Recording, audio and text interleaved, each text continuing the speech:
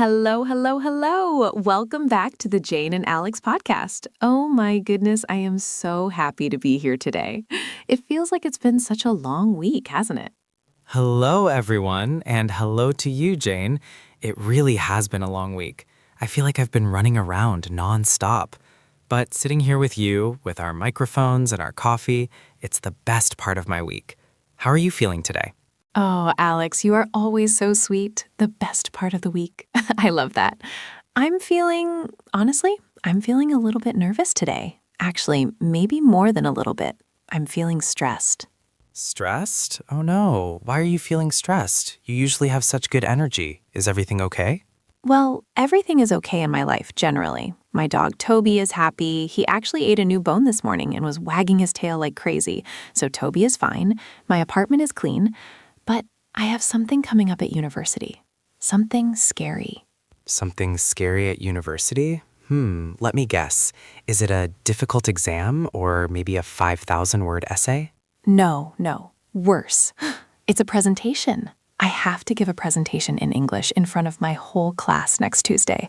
And honestly, Alex, my hands start shaking just thinking about it. Public speaking is my nightmare. Ah, I see. A presentation. Jane, take a deep breath, breathe in, and breathe out. That's it. Presentations can be scary, I agree, but they are also a wonderful opportunity to share your ideas. And you, my friend, have great ideas. Thank you, Alex. You're so supportive. But sharing ideas with you here in our cozy studio is easy. Standing in front of Professor Miller and 20 other students, staring at me, waiting for me to make a mistake, that is hard. I feel like I'm going to forget all my English words. You won't forget your words. You know why? Because we are going to talk about it today. We are going to practice exactly how to talk about presentations in English. By the end of this episode, you and all our listeners will feel much more confident. Trust me. I hope so. I really hope so. And to our listeners, if you have ever felt nervous about speaking in front of people, please hit that like button right now. Let me know I'm not alone. And don't forget to subscribe if you want to learn with us every week. Yes, please do. We love reading your comments. Okay, Jane, let's dive into this. Let's talk about presentations. But first, tell me more about this specific situation. What is the presentation about? Okay, so it's for my environmental science class. The topic is sustainable living for university students. I have to talk for 10 minutes, 10 whole minutes. I have to use PowerPoint slides, and then at the end, I have to answer questions. The Q&A session scares me the most. What if they ask something I don't know?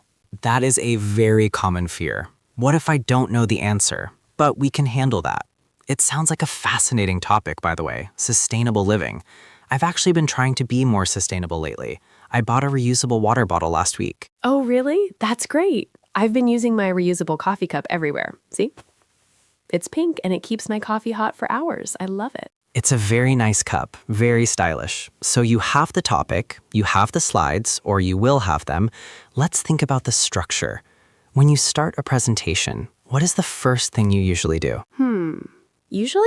I usually just stand there, look at the floor, and mumble hello.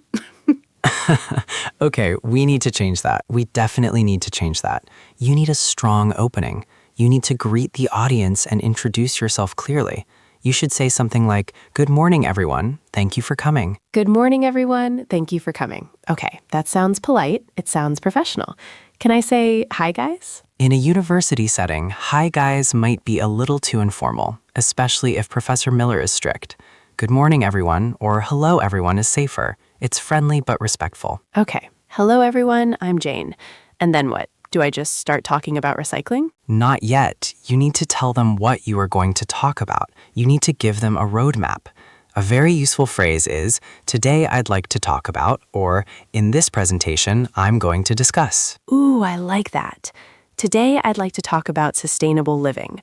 Or in this presentation, I'm going to discuss how students can save energy. That sounds smart. I'm going to discuss. It feels very academic. Exactly. It sets the scene. It tells the audience what to expect. Let's practice that. Imagine you are in the classroom right now. Stand up tall, shoulders back. Okay, I'm sitting, but I'm sitting tall, shoulders back. Deep breath. Here I go.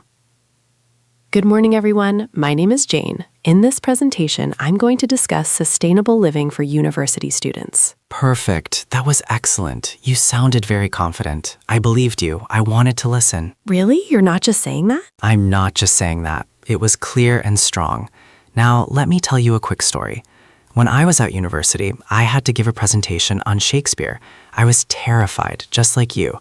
I didn't prepare my opening sentences. I just walked in and said, so yeah, Shakespeare was a guy who wrote plays. No, you didn't.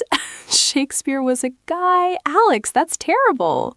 I know. The professor looked so disappointed. I felt my face go red. It was awful. I hadn't practiced the formal language. I spoke like I was talking to my friends at a bar. That was a big mistake. I learned that having those set phrases ready, like I'd like to talk about, is like a safety net. It saves you when you are nervous. That makes so much sense. A safety net. I need a safety net. So I've introduced the topic. Now, how do I move to the next part? I always get stuck between ideas. I just say, and then, and then, and then. Ah, the and then trap. We want to avoid that. We want to use signposting language. Signposts tell people where you are going. Words like first, next, then, and finally. Or phrases like let's move on to, or turning our attention to. Let's move on to. I like that one. It sounds like I'm guiding them on a journey.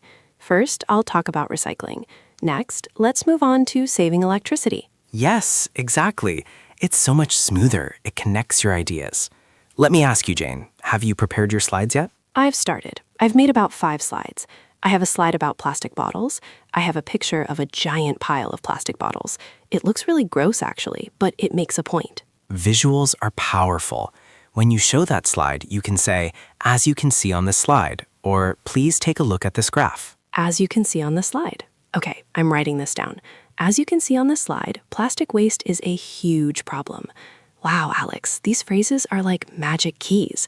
They unlock the professional version of me. They really are. And the more you use them, the more natural they feel. You won't even have to think about them. It's like muscle memory. Muscle memory, like when I learned to ride a bike, or when I learned to make my grandmother's lasagna. Exactly. You don't think about the steps anymore. You just do it. Speaking of lasagna, I am getting a bit hungry. But let's stay focused. We have more to cover. Always thinking about food, Alex. Me too, honestly. I'm thinking about that blueberry muffin I saw at the bakery earlier.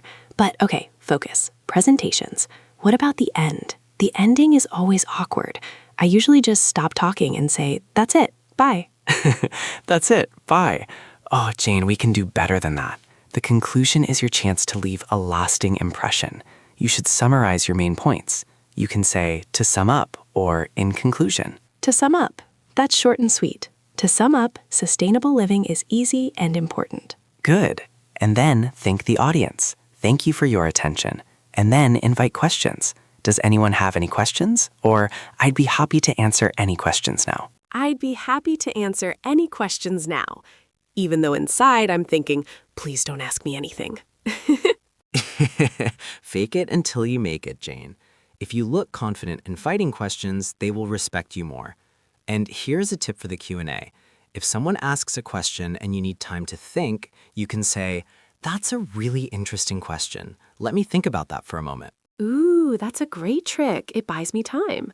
That's a really interesting question. It makes me look thoughtful, not confused. I love it. Exactly. It gives you a few seconds to breathe and organize your thoughts. You don't have to answer instantly. You know, Alex, talking to you about this is making me feel a lot better. I feel like I have a plan now. I have an opening, I have signposts, I have a closing, and I have a survival strategy for questions. I'm so glad to hear that. You are going to be great. I can feel it. You've prepared, you care about the topic, and you have the language tools now. I think I'm going to practice in front of my mirror tonight. My dog Toby will be my audience. He's a very good listener, although he sometimes falls asleep. A sleeping audience is better than a hostile one. Practicing out loud is the best thing you can do. It gets your mouth used to the shapes of the... That is perfect. It shows vulnerability and growth. I used to buy, but then I realized it makes you relatable. The audience will connect with that. I used to buy... That's a good grammar structure, too. Using used to for past habits. Spot on. Look at you, identifying grammar points naturally. I used to buy plastic bottles, but now I don't. It contrasts the past and the present beautifully. I'm learning, Alex. I'm learning. Thinking about past mistakes, I have to tell you about another presentation disaster I had. This was in high school. I was presenting a book report. I was so nervous that my hands were shaking. I was holding my index cards, and I was shaking so much that I dropped them all on the floor. They went everywhere, and they weren't numbered. Oh no, they weren't numbered? That is a nightmare scenario. It was. I was scrambling on the floor, picking them up, trying to read them. The teacher was just watching me. The other students were giggling. I ended up reading the end of the book report at the beginning. It made no sense. I wanted to disappear. Oh, Jane, I feel for you. That sounds incredibly stressful. But look at you now. You survived that. You are here hosting a podcast, speaking English to thousands of people. You've come a long way. I guess I have. I haven't dropped my notes in a long time, mostly because I use a laptop now. But seriously, I think that experience made me realize that even if things go wrong, the world doesn't end. I survived. Exactly. The world doesn't end. And actually, if you make a mistake, you can just smile and say, oops, let me correct that. Or, sorry, let me start that part again. It shows confidence to admit a small mistake and move on. You don't have to be perfect. That is such important advice. You don't have to be perfect. We put so much pressure on ourselves to speak perfect English, to have perfect grammar. But communication is the most important thing, right? 100%. Connection over perfection. If the audience understands you and feels your passion, they won't care if you forget an S on a verb or use the wrong preposition once. That makes me feel lighter, like a weight has been lifted off my shoulders. I'm actually starting to feel a tiny bit excited about this presentation. Just a tiny bit. A tiny bit is good. Excitement and nervousness are actually very similar feelings in the body. The heart beats faster, the adrenaline pumps. You can reframe it. Instead of saying, I am nervous, try saying, I am excited. I am excited. I am excited to talk about sustainability. Okay, it feels a bit weird, but I'll try it. It's a psychological trick. It works. So let's recap some of the amazing phrases we've collected today. We have openers like, I'd like to talk about. We have signposts like, let's move on to, and next. We have visual phrases like, as you can see on the slide. And we have closing phrases like, to sum up, and the scary Q&A phrase, I'd be happy to answer any questions. And don't forget the stalling tactic. That's an interesting question. My favorite one. I'm definitely using that. I might use it for every question. Maybe not every question, but use it when you need it. Jane, I think you are ready. I really do. Thanks, Alex. I feel much better. I'm going to go home, practice with Toby, fix my slides, and number my index cards just in case. Number the cards. Very important lesson. What about our listeners? I wonder if they have any presentation stories. Have you guys ever had a disaster like my card dropping incident? Or do you have a success story like my friend Sarah? I would love to hear their stories. It helps everyone to know that we all struggle with this. It's a universal challenge. Whether you are from Brazil, Japan, Italy, or anywhere else, public speaking makes everyone's heart beat faster. It really does. So please leave us a comment below. Tell us your story, or tell us one phrase you learned today that you are going to use. We love reading your comments. Yes, we do. And if you found this episode helpful, please give it a thumbs up. It really helps our channel grow and reach more English learners like you. And subscribe if you haven't already. We have so many more fun topics coming up. Next week, I think we may talk about travel or maybe cooking. Oh, cooking sounds good. I'm still hungry. You are always hungry. Okay, let's go get some lunch. Thank you so much for listening, everyone. You are amazing. Good luck with your presentations. Good luck. You can do it. Speak clearly, breathe deep, and believe in yourself. See you next time. Bye, everyone. See you soon.